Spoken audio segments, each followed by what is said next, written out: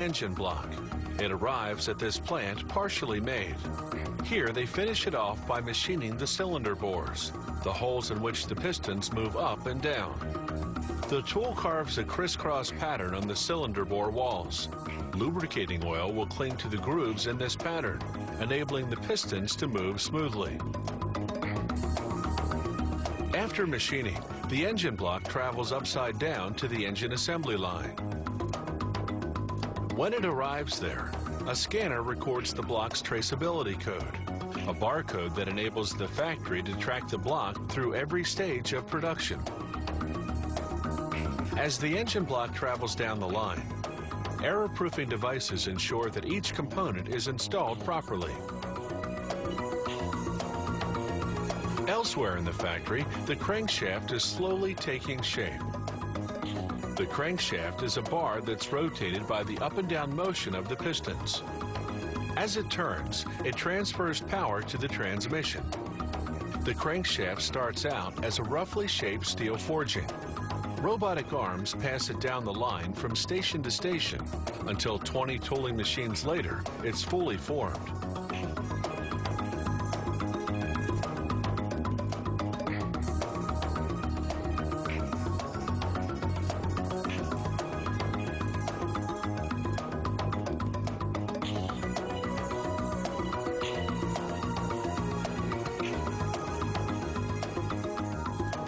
Now they install a steel disc with teeth, called the reluctor ring.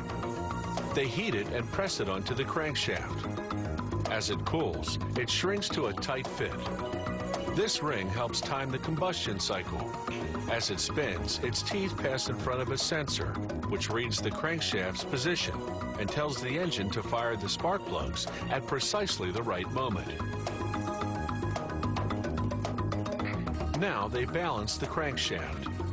If it's off-kilter, the engine will vibrate. A computer analyzes the spin and determines whether they need to drill out metal at certain points to achieve equilibrium.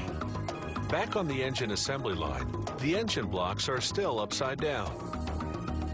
A robot lubricates the 4 bearings on which the crankshaft will turn. Then it drops the crankshaft into position.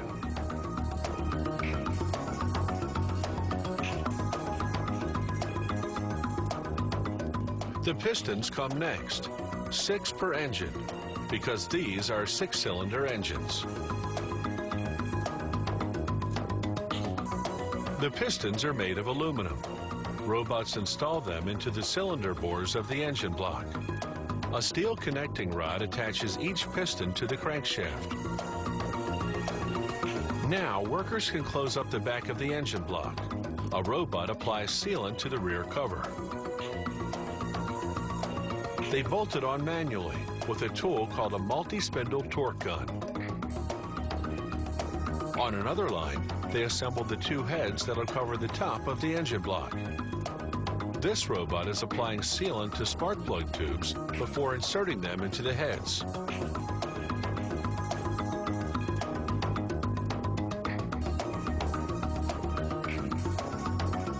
The heads cap off to cylinder bores. They provide each cylinder with a spark plug and 4 valves, 2 for allowing the fuel mixture in and 2 for releasing the exhaust. The black tubes running front to back are the camshafts, the components that open and close those valves. There are 4 per engine. A robot applies sealant and then bolts a cover onto the front of the engine block, the head, and a component called the timing chain. This chain connects the crankshaft to the camshafts so that they rotate in unison.